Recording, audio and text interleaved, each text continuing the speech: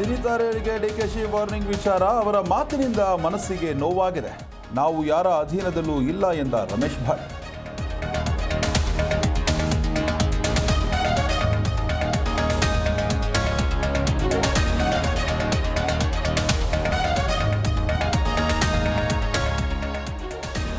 ಬಂಡೀಪುರದಲ್ಲಿ ದಂಪತಿ ಕಿಡ್ನಾಪ್ಗೆ ಸುಖಾಂತ್ಯ. 24 ಗಂಟೆಯಲ್ಲಿ ಪತಿ ಪತ್ನಿ ಹಾಗೂ ಮಗನ ರಕ್ಷಣೆ. ಕಿಡ್ನಾಪ್ ಮಾಡಿದ್ದ 4 ಆರೋಪಿಗಳು ಅಂದ.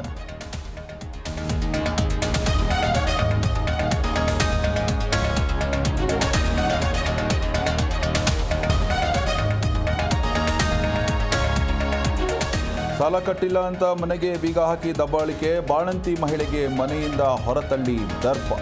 ಚಿಕ್ಕಬಳ್ಳಾಪುರದ ಕೊರಟಹಳ್ಳಿಯಲ್ಲಿ ಘಟನೆ.